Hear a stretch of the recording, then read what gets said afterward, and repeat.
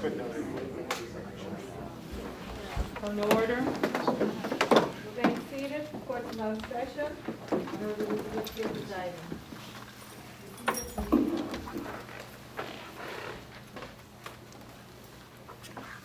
Okay, it looks like everyone's here on the Nicholas Cruz case. I believe the homicide case is set for today for a status, and we have the second case set for tomorrow at 11. We're at 10 o'clock tomorrow. 10 o'clock, sorry. That's right.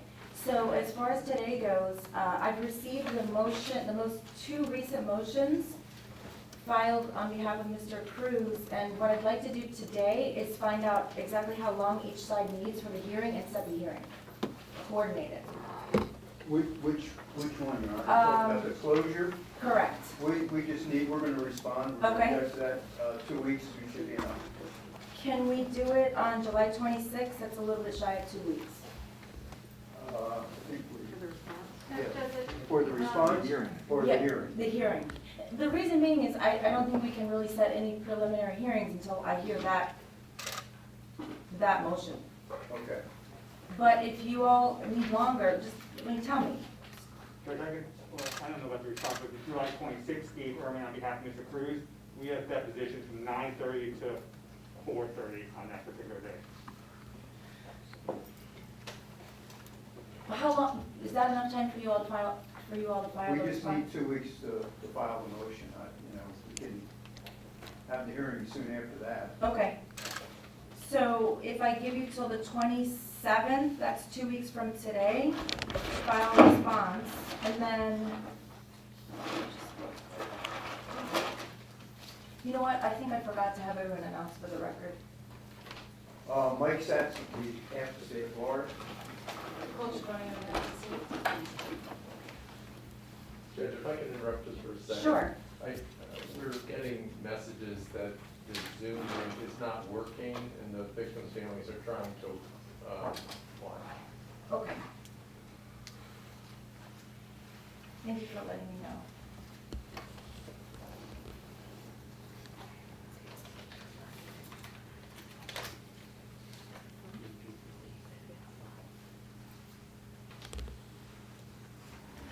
Okay, so where we left off was the state is going to have until July 26th to file a response to the motion for closure, which was filed, I believe, Friday of last week.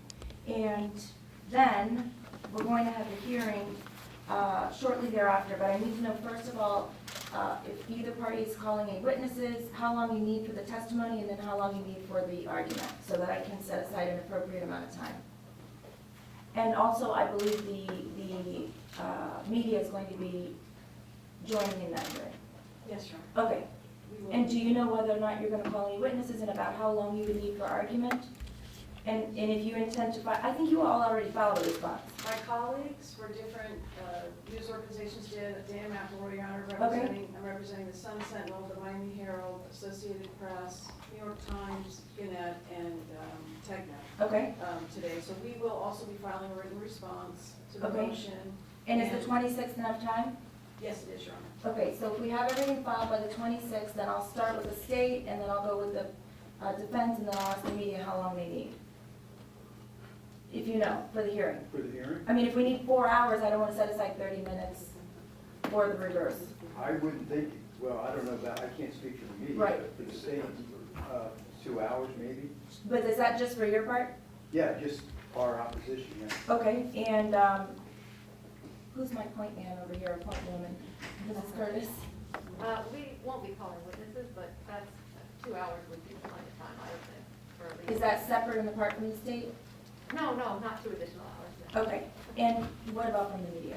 We will be calling any witnesses, and our arguments, I wouldn't take longer than, I think 2 hours is sufficient, as long as we have, we're able to participate in perhaps 30 minutes. Okay.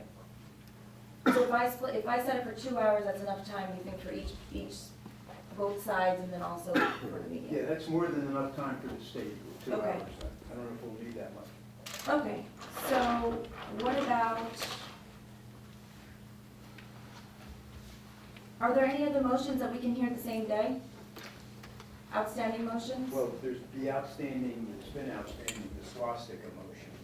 And then there's two motions in limine that we're going to respond to probably by the end of the week. Did you just got the two motion limines from the defense? Right, but I think, if I'm not mistaken from reading your motion and reading the case law, if they're moving to exclude things and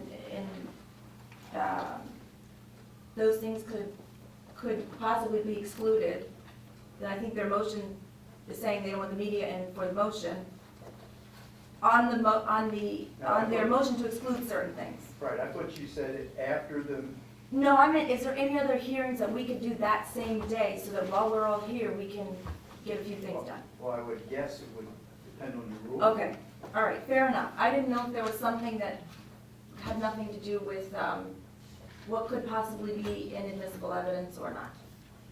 Well, the Yeah. swastika motion is still outstanding. but Right. We feel you can, rule on the pleadings on that. Okay? Well, that would, no, because are you all also asking me to seal any kind of order on inadmissible evidence, or just not to let the media in the courtroom for those hearings? We're gonna be asking the CEO something to do. So if I were to ask you to just respond in writing and then make the ruling on the pleadings, that would not work for you. Respond in writing to us. The swastika, Okay, well, we have responded, we may have some additional responses, but Judge, on that motion, the state's motion indicates they want this evidence for purposes of identity, and I think, before the court rules on it, although given a motion in limine ruling is not a final ruling, that it's gonna depend on what other identification evidence, I mean, we've moved to suppress some of it, not all of it, until we know at the end of the day what identification evidence is gonna be allowed to come in and what isn't. The probative value of that evidence is not really known. So I would say that motion actually probably should be decided after we've hashed out all of the motions to suppress identifications or motion in limine regarding identification. I disagree, Your Honor, with all due respect. DNA is on the magazine that the swastika was on. I mean, you can't say, well, you have two ID witnesses, you can't use DNA.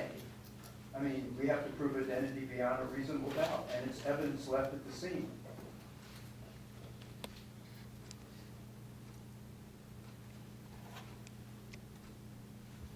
okay, so we need to get this first motion heard, I think is the bottom line. Judge, if I can ask, what date are you contemplating? Well, I was just looking. And by the way, I don't want to get too much into the substantive issues because you all have waived Mr. Cruz's appearance. Correct. Right. And so that's why I was just going to schedule things for today. In the future, I think it's better because if things like this come up, we need him here. Because I need him to be here to be able to listen to these when we get into substantive issues. Absolutely.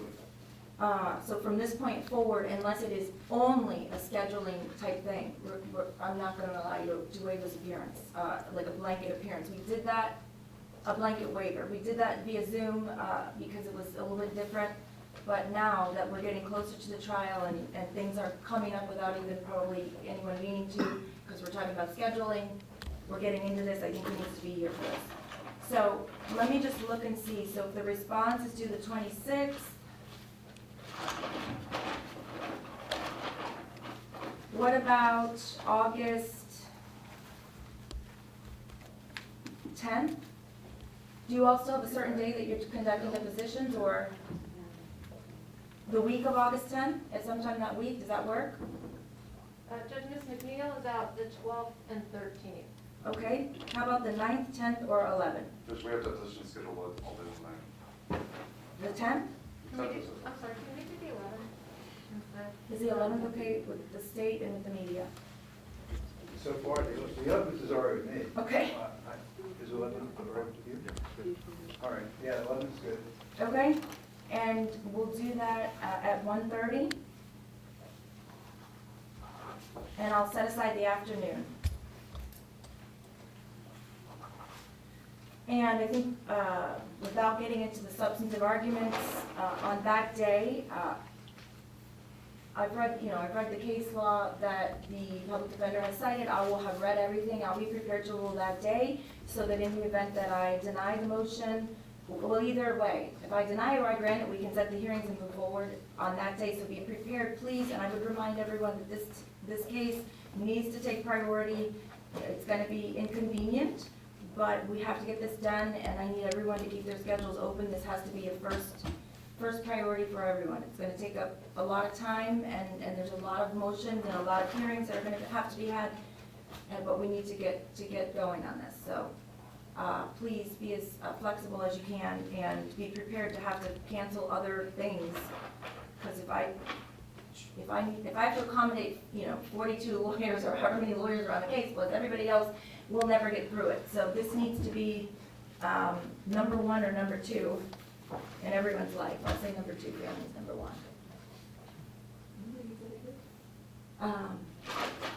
The 11th or 1/3. Yes. No, I can go. Okay. So I think that's all that we can do today on this.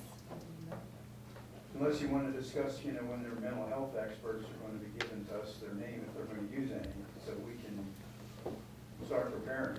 I mean, we can't do anything until we have that. Okay, I did not foresee this happening, and I apologize, but we should have Mr. Cruz here. I don't want to get into any of that without him here. He is going to be here tomorrow at 10. Can we address this briefly at the beginning of the 10 o'clock hearing, even though the motion is set on the secondary case or the second in time case? Sure. We can, Judge, I mean, except the only thing that we can say is as soon as we have it all, we will, and we're moving forward every day on it, but we don't have it yet. What was the deadline at the end of July?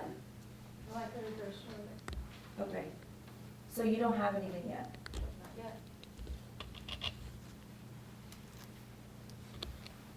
As soon as we have it. In other words, let's just say that you have an expert coming on the 1st and the 15th and the 30th. Are you gonna wait till after the 30th to turn over everything, or are you gonna turn it over as you go, or do you not know? I don't know. Okay. So is there anything else that we can address today? And I'm not mistaken. Okay, so we're gonna be back here on this particular case at 1:30 on August. I have the afternoon set aside. The responses are due by July 26th. And I guess I'll see you all tomorrow at 10. I think that's all we can do for now. Does the meeting have anything else to add? When you say tomorrow at 10,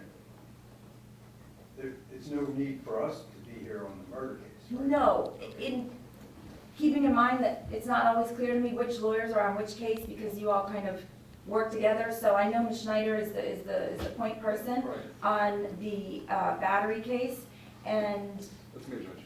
I'm lead counsel on the battle. okay, so no. As far as everyone being here, no. I'll leave it up to Okay. you. Whoever needs to be here for the motion All right. should be here, and if not, then I'll see you in a few weeks. Okay, thank you, Your Honor. Okay, thank you so much. We're in recess. Thanks. Also, just so everyone knows, so pursuant to the administrative order with the Zoom issue, it's supposed to be arranged in advance. So normally, in my courtroom, we've been doing all in person. I don't have a problem accommodating people, but I need to know in advance so that we don't have hiccups like this. We would have had it anyway today, but I'm not conducting a Zoom hearing every day because it's at our discretion, and unless there's a reason given in advance why someone needs to be on Zoom. We don't do it in here. We will do it. But if you would just please let us know, so that especially if you have somebody that wants to participate in a hearing, in other words, talk, we'll have to set up a whole, I don't know, they said like a camera and a different microphone, and it's kind of a big deal. So, not a big deal, but it takes some coordinating on our part, so if everyone would just please let us know in advance. Okay? Your Honor, on behalf of the victims, we have a standing for Zoom for the victims' families. Sure, especially if they're just gonna be watching and they don't need to testify, that's easy, because then we just set this up and they can see what's going on and they can hear. The same thing for the lawyers. If that's all you want, then that's easier. But if somebody's gonna be asking to participate or to testify via Zoom, that's different because we have to set up something else. I don't know all the I don't know all the details. These nice gentlemen here know all the details, and they explained to me yesterday. But it's not something that can be done right on the spot. So I just wanted you all to know. You just please let us know as far in advance as you can. We'd appreciate it. Okay? Okay, Judge, does Yes. the court still have a standing order requiring a notary for testifying via Zoom? That's a good question. Yes, because the problem is if the person is testifying via Zoom, when they try to show me their driver's license and everything, inevitably, if you have like, let's say a cell phone as opposed to a computer, they put it on and you can't read it, and it becomes, very cumbersome for the court to try to undertake that task. If the person is here, of course, I'll swear them in, because I can see them, hear them, but on Zoom, it's very difficult, so I would ask that you please have a notary present, and that they go through their, whatever credentials they're gonna be using in advance. And then I just pretty much have the notary repeat after me, swear the witness, and we go from there. Okay? All right, thank you all. I'll see you, some of you tomorrow at 10.